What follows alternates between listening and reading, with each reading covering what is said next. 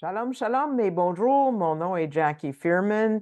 J'enseigne le petit prophète Zacharie dans cette série. Ce sont les enseignements du docteur Arnold Fruchtenbaum, qui est le fondateur des ministères Ariel, avec les enseignements de M. Jacques-Isaac Gabizon, qui est le directeur de Ariel Canada. On continue dans la deuxième partie du chapitre 7. On va le terminer dans cette partie. Avez-vous remarqué, ou peut-être vous ne savez pas, peut-être vous n'avez pas de juifs autour de vous, mais il y en a beaucoup que même dans toutes les religions du- de la chrétienté, mettons, qui ne peuvent pas distinguer entre la tradition et la parole de Dieu. Dans le judaïsme, je dirais le judaïsme rabbinique et le judaïsme biblique. Moi, je suis une juive biblique, pas rabbinique. Ils sont deux univers différents, et surtout quand ça vient au moment d'identifier le Messie. Par exemple, si vous posez une question à une personne juive, c'est qui le Messie? Vous allez avoir deux, trois réponses qui n'est pas vraiment une réponse du tout. Si vous posez la question à la parole de Dieu, là, l'Esprit va guider, va vous guider et où il est né, comment il serait persécuté, rejeté, comment il va mourir, comment il va ressusciter, c'est tout là-dedans. Ça va vous dire par rapport à la résurrection, la deuxième venue, c'est pas dur à trouver quand vous cherchez à la bonne place. Noir sur blanc, des anciens rabbins d'il y a longtemps ont vu. Mais aujourd'hui, c'est difficile de les faire voir ça. Peut-être c'est pour ça que Dieu est tellement fâché à ce qui a l'air d'être une question innocente qu'on a vu la première partie, la dernière fois, c'est-à-dire est-ce qu'on doit jeûner pour une certaine jour. C'était comme le début un genre d'écart entre Dieu et son peuple. Et c'est ça que la religion humaine peut faire. Si la religion humaine prend la place de la parole de Dieu. C'est un problème qui existe depuis longtemps. Tournez maintenant avec moi au chapitre 7 de Zacharie, si vous n'êtes pas déjà là, et regardez le verset 7.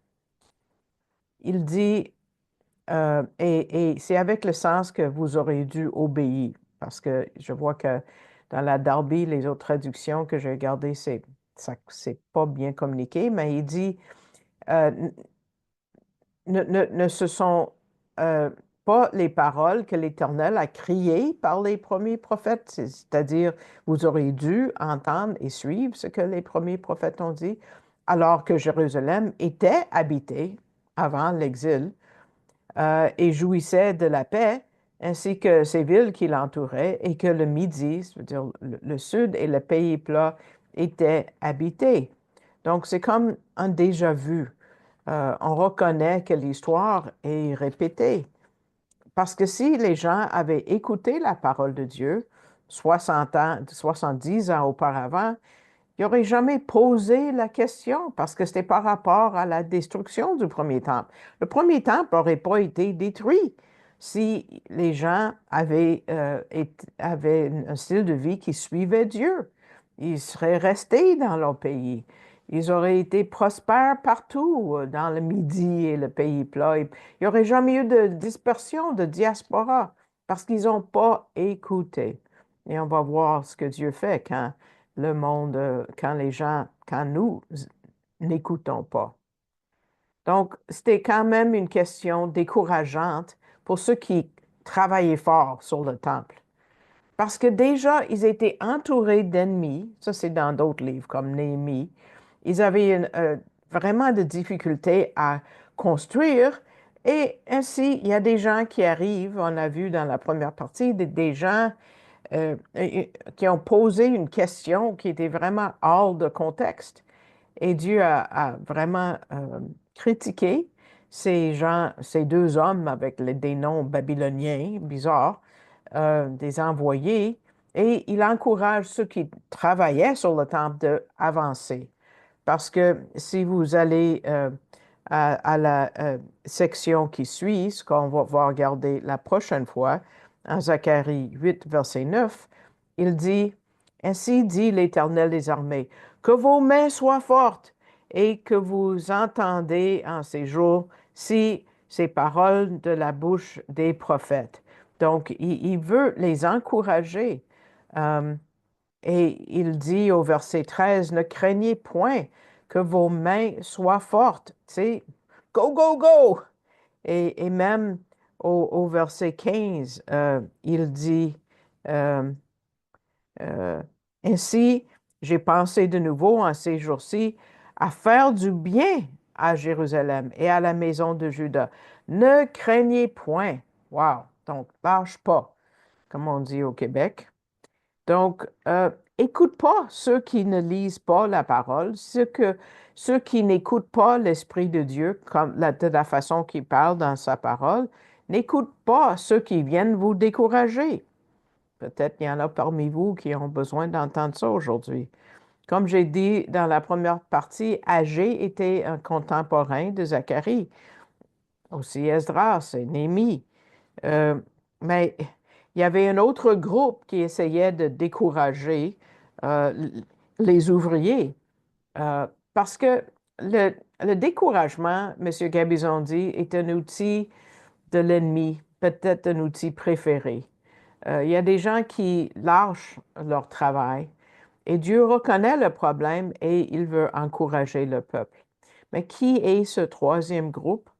C'est une population plus vieille, les individus qui avaient vu la grandeur, toute la splendeur du premier temple de Salomon avec tout son or et j'ai oublié combien d'années ça a pris pour construire et c'était d'une beauté éclatante. Et maintenant, ils voient que les ouvriers ont de la misère à faire ce deuxième temple, puis c'est comme de la petite bière, comme on dit au Québec. C'est pas grand-chose.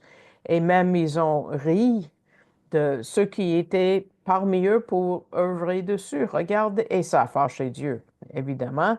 Puis Dieu vient à cette population plus vieille et regarde ce qu'il leur dit en Agé chapitre 2, verset 3. Agé 2, verset 3, il va critiquer qui est de reste parmi vous qui a vu cette maison dans sa première gloire et comment la voyez-vous maintenant? N'est-elle pas comme rien à vos yeux? Parce que vous méprisez ça. Vous voyez l'extérieur et vous oubliez que Dieu est avec les ouvriers. Et la réponse, regardez chapitre 2, verset 9 maintenant. Il dit,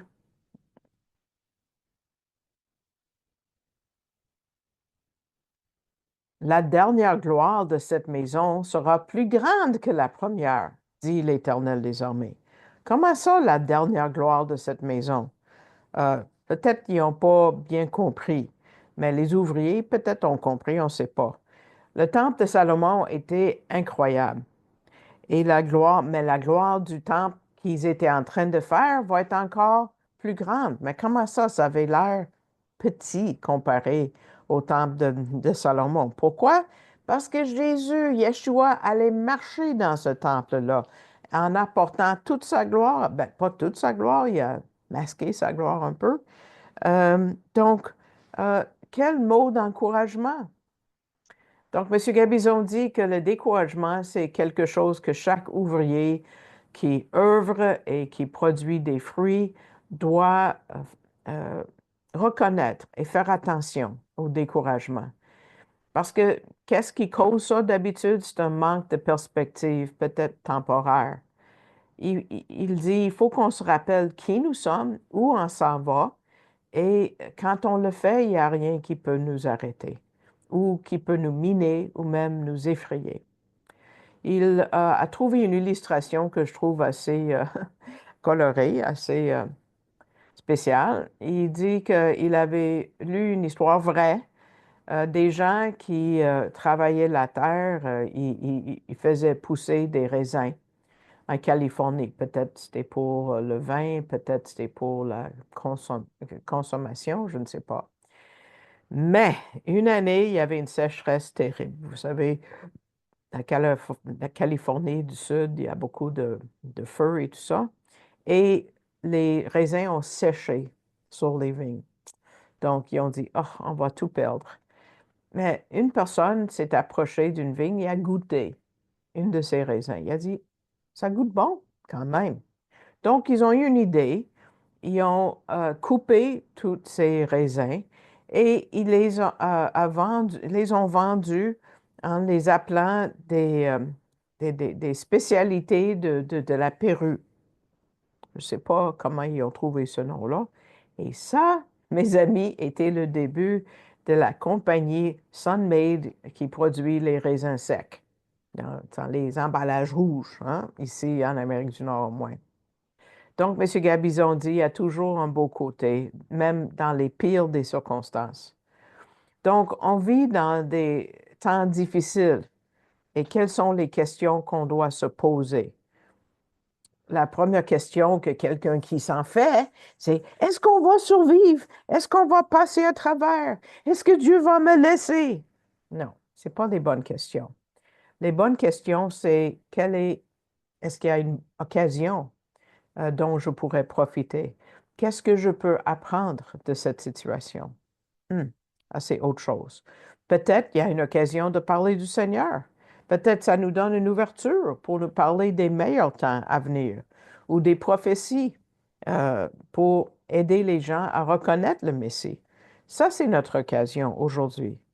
Donc, au lieu de euh, recevoir des questions par rapport à un jeune du passé qu'on avait inventé à cause de la destruction du premier temple qu'on a vu dans la première partie du chapitre 7, ou des questions par rapport au lavage des mains ou des cérémonies ou des traditions, on peut arriver au cœur du message, au verset 9 et 10. Ainsi parle l'Éternel des armées, disant, prononcez des jugements de vérité, usez de bonté et de miséricorde l'un envers l'autre. N'opprimez pas la veuve et l'orphelin, l'étranger et l'affligé, et ne méditez pas le mal dans votre cœur l'un contre l'autre. Wow! C'est vraiment des principes importants euh, pour tous les temps, n'est-ce pas? Et ce sont des vérités qui sont tissées à travers les Écritures. Parce qu'un vrai croyant, c'est quelqu'un qui prononce des jugements de vérité, qui use de bonté, qui use de miséricorde. La justice, ou mishpat, c'est le mot en hébreu, ça parle de tenir ce qui est vrai, de vraiment tenir fort et à ce qui va durer longtemps, sans être influencé par nos propres intérêts ou nos propres émotions ou même nos sentiments. La justice ne prend pas de décision ou passe un jugement trop vite ou même avec cruauté. En hébreu, le texte original dit juge la vraie justice. Ça ne dit pas avec. Donc, et le mot qui accompagne justice, c'est le mot émet, qui veut dire vérité, qui parle de ce qui est digne de confiance. C'est quelque chose qui est ferme. La vérité qu'on trouve dans la parole de Dieu. Cette vérité est absolue et ne change pas. Le mot émet, qui veut dire vérité, a la même racine que le mot amen, par exemple, qui veut dire confirmer ou soutenir, croire. Euh, le mot bonté, bienveillance, c'est le mot chesed, c'est mon mot préféré en hébreu, qui peut être traduit comme un amour qui est fort et très stable et qui est fondé sur des alliances. C'est vraiment d'être plein de compassion pour quelqu'un. Je pense à miséricorde, mansuétude, ces mots comme ça.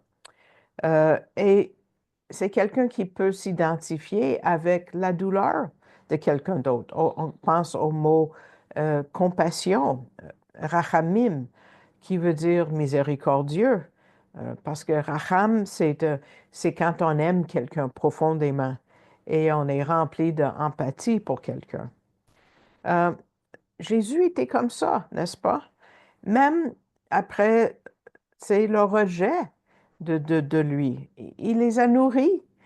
Il guérissait des gens, même sur une base individuelle, pas en masse comme avant. Pourquoi? Parce qu'il était rempli de compassion. Ou même sur la croix, il a dit, Père, pardonne-leur parce qu'ils ne savent pas ce qu'ils font. Hein? C'est le portrait d'un croyant. On ne doit pas opprimer, nous non plus, la veuve, l'orphelin, l'étranger, les pauvres. Ces quatre classes, qu'est-ce qu'ils ont en commun? Ils sont sans protection. Ceux dont on peut profiter facilement. Pensez aux enfants ou aux époux et aux épouses abusés. On ne doit pas garder le silence si on voit ces choses-là. C'est pas que Dieu veut pas qu'on les opprime, il veut qu'on en prenne soin. Comme dans le livre de Jacques, nous avons les mots de Jacques chapitre 1, verset 27 à l'écran.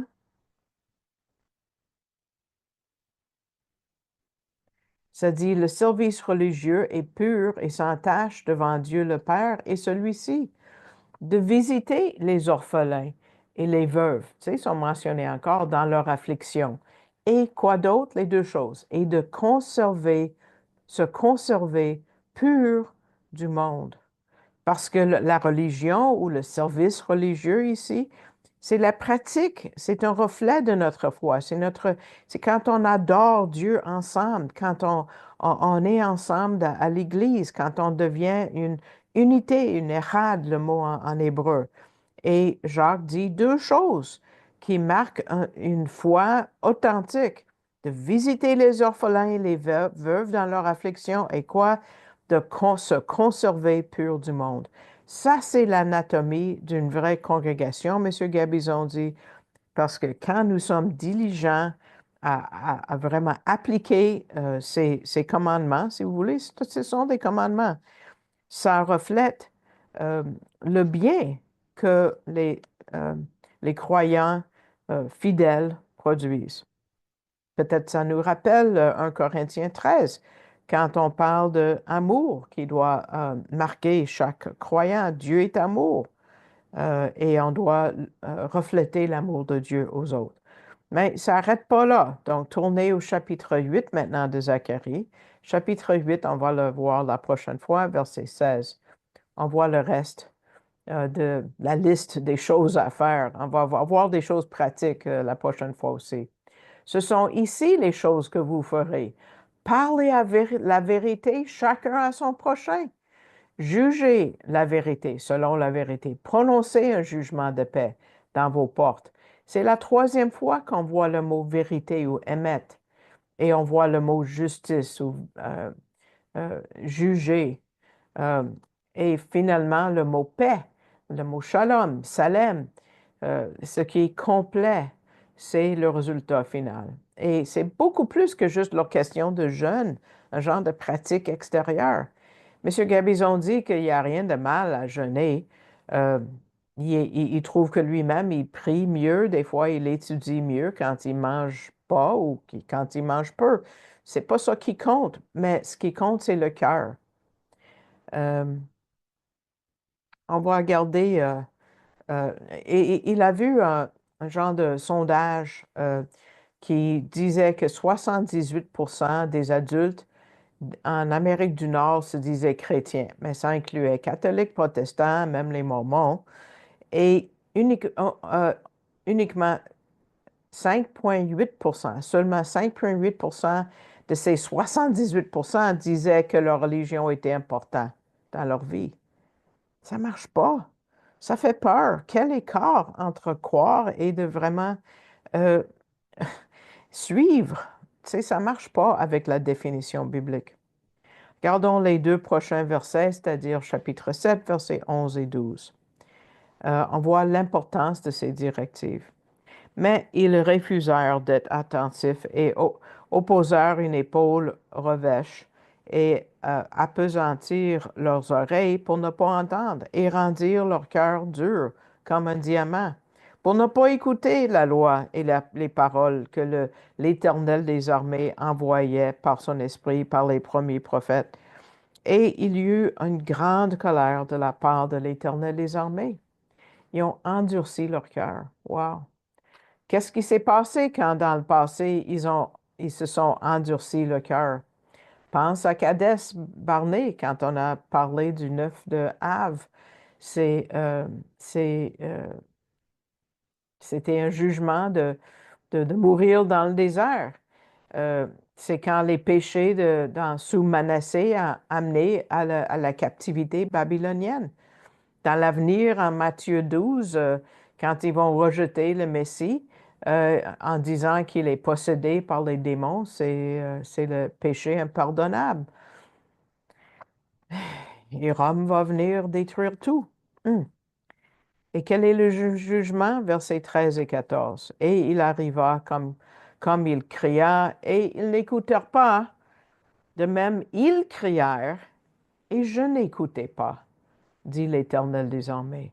Et je les disperserai, comme par un tourbillon, parmi toutes les nations qu'ils ne connaissaient pas, et le pays fut désolé derrière eux, de sorte qu'il n'y avait ni allant, ni venant, et ils rendirent désolé le pays désirable. Dieu ne va pas écouter, parce que quand il leur parlait, ils n'écoutaient pas. Donc, quand ils vont parler, Dieu ne va pas écouter. Hmm. Ça, c'est le point de non-retour. Et ils vont être dispersés. Et comme j'ai dit, dans l'avenir, comme les nations gentilles de Daniel 7, par exemple.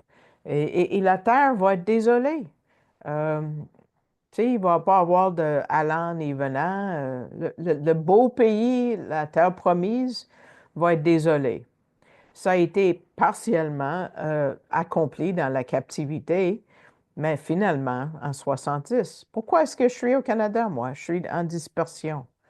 Euh, mais M. Gabizon dit, finissons sur un mot positif du chapitre 7. Donc, reculons au chapitre 7, verset 1 maintenant, parce qu'il dit, toute la Trinité est impliquée à aider ceux qui veulent servir le Seigneur. Ça dit les paroles que l'Éternel des armées envoyait par son esprit. Les paroles, l'Éternel des armées, l'esprit. La parole, c'est qui la parole? Bon, la parole, c'est le Messie qui est rendu chair, c'est la parole qui est faite chair. Il est là avec l'Esprit et l'Éternel des armées. Ils sont tous un, c'est une échad, c'est l'unité composée. Donc, il dit aux ouvriers, à nous, de persévérer. Donc, pour terminer, il dit, comment agir dans les temps difficiles comme aujourd'hui? Il y a une grosse différence, comme on l'a déjà vu, à croire Dieu et de vraiment suivre Dieu et sa parole. Il y a beaucoup qui disent qu'ils croient en Dieu, mais ils ne lisent pas leur parole et ils n'aiment pas lire la parole. Mais Dieu se révèle dans la parole. Et ils finissent pas par bien connaître les croyances, euh, les points importants du christianisme, et ils deviennent découragés facilement. On se rappelle la réponse des trois amis de Daniel qui ont été face à la fournaise brûlante. Quelle a été leur réponse à Nebuchadnezzar quand il les a envoyés à la fournaise en Daniel 3, versets 17 et 18? Si il en est, comme tu dis, notre Dieu que nous servons peut nous délivrer de la fournaise de feu ardent, et il nous délivrera de ta main, ô roi. Et sinon, sache, ô roi, que nous ne servirons pas tes dieux et que nous n'adorerons pas la statue d'or que tu as dressée. Donc, quelles sont les parties? Regardez bien les versets. Notre Dieu est capable de nous délivrer. Donc, ça, c'est la première partie. Il est capable. Tout le monde le sait, là, même ceux qui ne croient pas en Dieu. Même les non-croyants vont le croire. Et il va le faire. Ça, c'est le deuxième niveau. Ça demande plus de foi. Peut-être il y a des gens qui disent, ah, j'aimerais avoir cette foi-là, mais Dieu peut le produire en nous. C'est un défi. Mais il dit, mais sinon, hein, ça, c'est la foi la plus haute. De toute façon, je vais faire confiance en Dieu. Et ça, mes amis, c'est d'avoir une perspective divine, dit M. Gabizon. Et vous pouvez regarder vous-même dans l'histoire de Daniel comment ils ont eu des récompenses. Parce que qui était dans la fournaise avec eux? C'était Jésus lui-même. Est-ce que Dieu les a ôtés du feu? Non. Il les a sauvés à travers le feu parce qu'il voulait voir comment ils allaient répondre. Donc, il les a récompensés grandement pour leur foi. Et il dit, je crois que Dieu regarde chaque croyant aujourd'hui pour voir comment nous allons répondre et comment on va chercher des occasions pour servir et pour témoigner pour lui et pour son nom en ce moment où c'est difficile des fois. Donc, ça finit la deuxième partie. Le soleil s'est couché, puis là, j'ai moins de lumière d'un côté de mon visage, mais je vous remercie de votre écoute et j'espère que ça a été une bénédiction, que le Seigneur vous a parlé. Mettez le pouce vers le haut si vous écoutez en ligne plus tard et vous pouvez vous abonner. Et je vous demande de prier parce que c'est par la prière que tout ça avance. Et merci à tous ceux qui ont à cœur de soutenir financièrement. C'est comme ça que je vis. Je n'ai pas d'autres revenus que par les dons que vous envoyez et les dons que des églises comme la vôtre m'envoient. Donc, je vous remercie tous et chacun. Et si vous avez jamais envoyé de dons et vous ne savez pas comment faire, vous pouvez aller à arielcanada.ca et dans votre moteur de recherche préféré, Google ou euh, autre chose. Et ensuite, vous allez voir support, même si c'est en anglais, c'est un mot qui existe en français, support. Et là, vous allez choisir le français, Canada Helps, et ça va presto devenir Canada. Et puis, vous allez voir que si vous voulez faire un don maintenant, vous avez un menu, quand ça dit général, de tirer vers le bas. Et ça, mon nom va apparaître en bas de la liste. Et puis, en sélectionnant mon nom, vous pouvez continuer avec la barre oblique rouge avec votre don. Donc, je vous remercie de votre écoute. J'ai hâte de vous parler la prochaine fois. Je vais être en Alberta. Mais vous n'allez pas, ben, ça ne va pas être le même fond. En tout cas, ça, c'est sûr. Ça ne va pas être chez moi. Donc, à la prochaine fois, je vous souhaite shalom, shalom. Au revoir.